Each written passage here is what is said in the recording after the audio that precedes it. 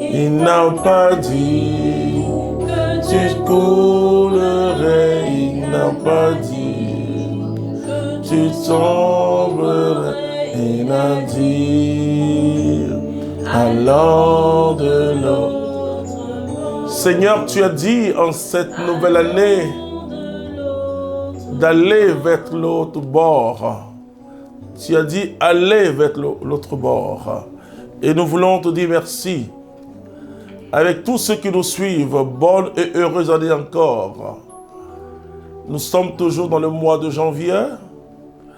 Nous ne dépendons pas des astres, mais nous dépendons du Saint-Esprit. Nous dépendons de la grâce de Dieu. Alléluia.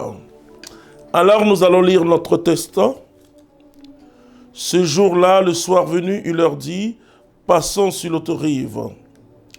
Et laissant la foule, ils l'amenèrent comme ils étaient dans la barque. Il y avait d'autres barques. Il y avait d'autres barques avec lui. Survint alors une forte bourrasque. Et les vagues se jetaient dans la barque, de sorte que déjà elle se remplissait. Et lui était à la poupe, dormant sur le coussin. Ils le réveillèrent et lui disent, « Maître, tu ne te soucies pas de ce que nous périssons ?» S'étant réveillé, il menaça le vent et dit à la mer, « Silence, tais-toi !» Et le vent tomba et il se fit un grand calme. Puis il leur dit, « Pourquoi avez-vous peur ainsi? Comment n'avez-vous pas de foi ?» Alors il fut saisi d'une grande crainte et ils se disaient les uns aux autres, « Qui est-il donc celui-là, que même le vent et la mer lui obéissent ?» Nous pouvons dire merci à Dieu pour cette parole puissante. Alors, notre thème, pourquoi avez-vous peur? Pourquoi avez-vous peur?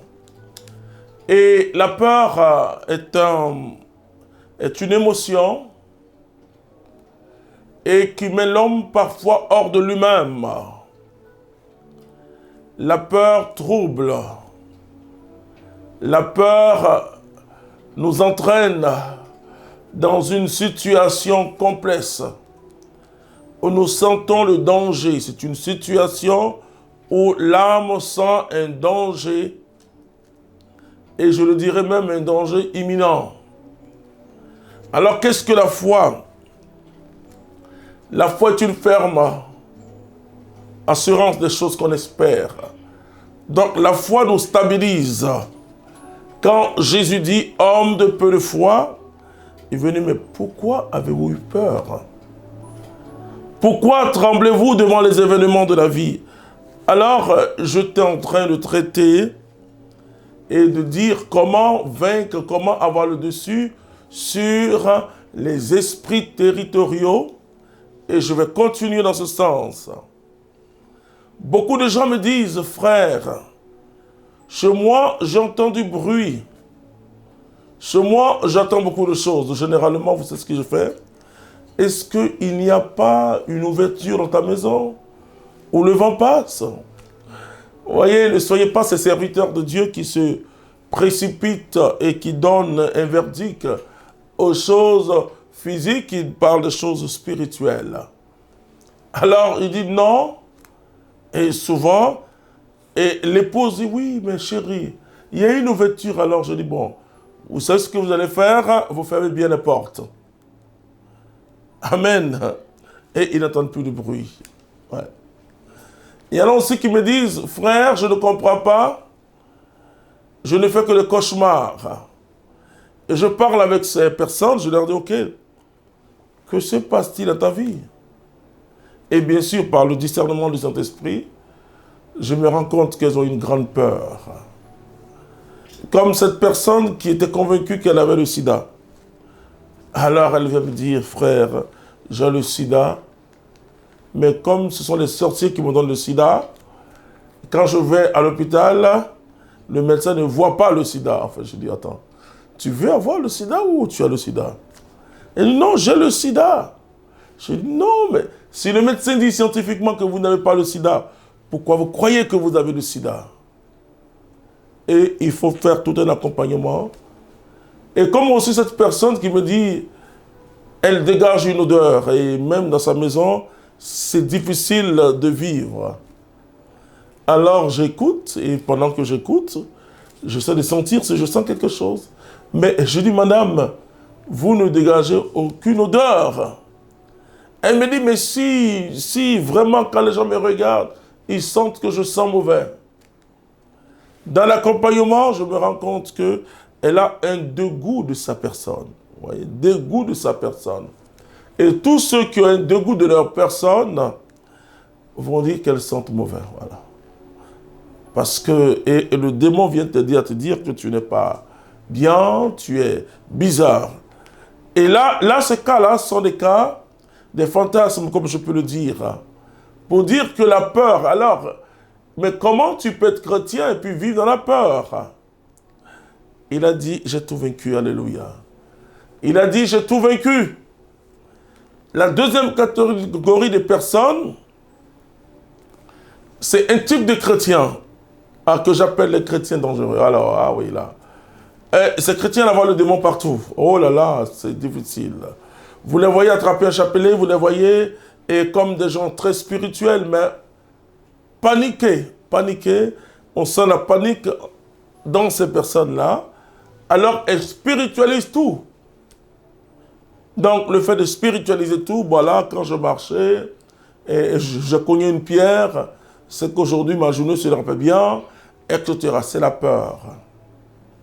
La peur nous paralyse, mais pire, la peur ne nous permet pas d'exercer notre foi.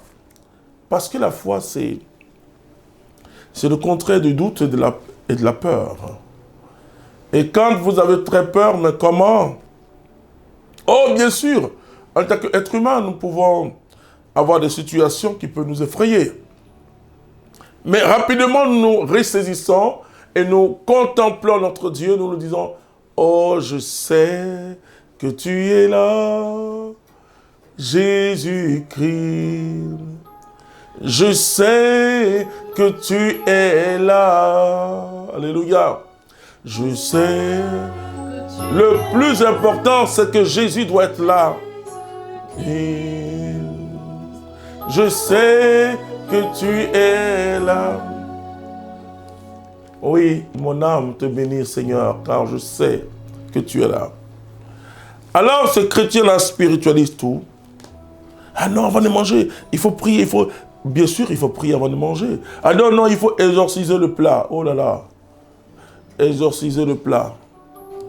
Alors, vous voyez que c'est très dangereux un type de chrétien et qui spiritualise tout. Bien sûr, on vit des événements spirituels. Et d'ailleurs, je parle du principe du parallélisme. Le spirituel influence le physique. Mais il ne faut pas spiritualiser tout. Parce que tu ne pourras plus exercer, vous voyez. Et c'est comme des enseignements où beaucoup de chrétiens entendent et finalement ils repartent avec la peur. Quand on leur parle de sorciers du diable, de la puissance de sorciers, de la puissance du diable, ça ne m'intéresse pas. Alléluia. Ce qui m'intéresse, c'est la puissance de Jésus-Christ dans ta vie. Alléluia. Alors si effectivement, comme cette jeune fille qui a participé à un enseignement ou qui a assisté à un enseignement, et on leur donne les caractéristiques de la sorcellerie. On leur dit souvent, si la nuit tu manges, c'est que tu es sorcier. Vous savez, il ne faut pas écouter ce genre d'enseignement. Je donne toute la gloire au Seigneur Jésus-Christ. En théologie, j'ai travaillé sur la question et je dis aux gens, c'est très dangereux de dire ces choses-là. Et bien sûr, c'était une fillette de 15-16 ans. Elle était traumatisée puisqu'elle aime la nourriture. Et donc, elle fait souvent des songes où elle se voit en train de manger. Laissez-moi vous dire, bientôt ce sera le temps de carême, n'est-ce pas? Et vous allez avoir faim, nous aurons faim, c'est normal. Alors, il aura des songes où on mange. Donc, c'est pas ça la sorcellerie. Alors, cette dernière, elle va dire ça à mon maman. Je suis sorcière. Je n'aime pas mon frère. Mais quand vous voyez, il y a simplement un an entre les deux. Un an, 2 mois. Et donc, la petite, bien sûr, développe un sentiment de jalousie, puisque quand elle était encore bébé, je le dirais, quand son frère est né. Alors, elle dit... Et elle n'arrive plus à dormir, elle a fait une dépression. Je reviens de voyage, on me raconte cette histoire, je dis, elle n'est pas sorcière. Elle sort de l'hôpital, je l'aide, Dieu merci, c'est une jeune dame aujourd'hui, et je donne toute la gloire au Seigneur Jésus-Christ. Alors, il ne faut pas effrayer ni spiritualiser les choses. Alors, quel est le cas réel où on sent une frayeur, une grande peur qui est due à l'activité démoniaque? La Bible parle du discernement des esprits. Et je crois qu'il y a 3 choses. La première des choses, c'est de découvrir Jésus-Christ. La deuxième des choses, c'est de découvrir la communion ecclésiale. C'est très important, cette communion ecclésiale, parce que la communion, c'est la colonne vertébrale de la mission. Alléluia. La troisième des choses, c'est le discernement. Si vous n'avez pas le discernement, si Jésus-Christ ne vous instruit pas, ne vous conduit pas dans le discernement, il y a problème. Dieu donne ce qu'on appelle des alertes. Vous voyez les alertes comme en info. En info, nous avons des alertes. Mais Dieu aussi nous donne des alertes. Quand vous entrez dans une maison qui ne confesse pas Jésus-Christ, vous n'avez pas besoin de 3 minutes pour sentir qu'il y a une mauvaise présence. Et vous pouvez avoir comme un sentiment de frayeur. Mais le sentiment de frayeur, ce n'est pas vous. Mais Dieu vous dit qu'il y a un esprit qui est ici et qui effraie les gens. Vous savez, dans le sens du discernement, vous pouvez ressentir beaucoup de choses et qui ne veut pas dire que c'est vous, mais Dieu vous donne des alertes. Et généralement, les personnes qui subissent, qui sont dans des maisons qualifiées de maisons hantées, sont dans un état dépressif parce qu'elles n'arrivent pas normalement à bien dormir. Parce que la peur conduit à la dépression. Et le manque de sommeil aussi, parce que quand on a peur, on n'arrive pas à dormir. Le manque de sommeil aussi conduit à une dépression et parfois une tension artérienne. Alors quand vous voyez que la même chose se répète dans une maison, pour oser poser la question, est-ce que vous n'avez pas peur ici? Alors comment il faut faire? Il faut traiter.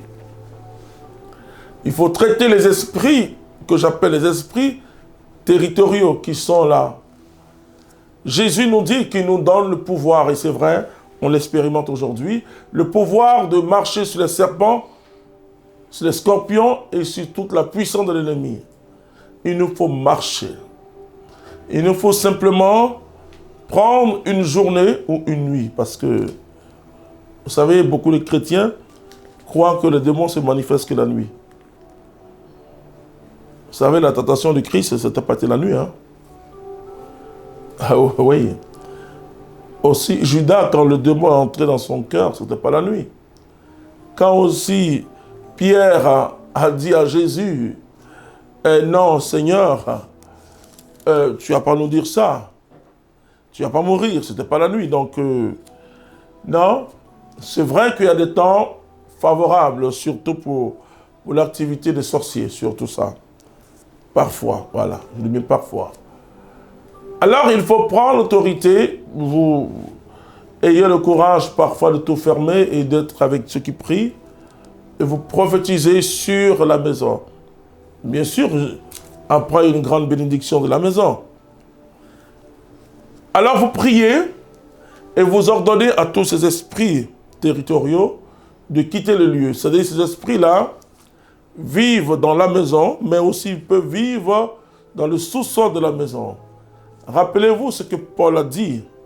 Il a dit, tout genou fléchira dans les cieux, sur la terre et sous la terre. Ça veut dire qu'il y a une activité démoniaque aussi sous la terre. C'est-à-dire dans le territoire, sous la terre, et vous allez creuser, vous n'allez pas trouver des esprits. Mais c'est dit des esprits inférieurs qui vivent là sous la terre. Et tu prends autorité dans cet espace et tu chasses le démon au nom de Jésus-Christ de Nazareth. Et tu dis par exemple, Seigneur, tu nous donnes le pouvoir de marcher sur les serpents, scorpions et sur toute la puissance de l'ennemi. Et tu marches et c'est tout. Et tu reprends le sang de Jésus. Tu crées ce qu'on appelle une haie. Rappelez-vous que quand le démon voulait attaquer Job, il a dit à Dieu, Job chapitre 1, que tu protèges Job avec une haie autour de lui, autour de sa maison, autour de ses bêtes, autour de sa famille. Et la haie aujourd'hui, c'est le sang de Jésus qui est autour de nous. Et chaque soir avant de dormir, tu renouvelles cette prière et tu demandes à Jésus que sa couverture, la couverture de son sang, nous protège, te protège, protège ta famille et protège aussi tes biens. Et dors en paix. Alléluia. Jésus dormait. La Bible dit que l'eau entrait dans la barque, mais Jésus dormait. C'est-à-dire que l'eau touchait quand même Jésus. Oh là là, quel sommeil profond, quelle tranquillité. Quand nous avons le Seigneur, nous sommes tranquilles. Alléluia. Car Dieu veille sur son bien-aimé quand il dort. Quand il est éveillé, quand tu marches, l'ange de Dieu campe autour de ceux qui craignent Dieu et les arrache de tout danger. Et c'est pourquoi il faut toujours dire merci à Dieu parce que chaque journée peut être un combat spirituel. Alors mon frère, ma soeur, tu dois connaître et comprendre ces choses pour être vainqueur.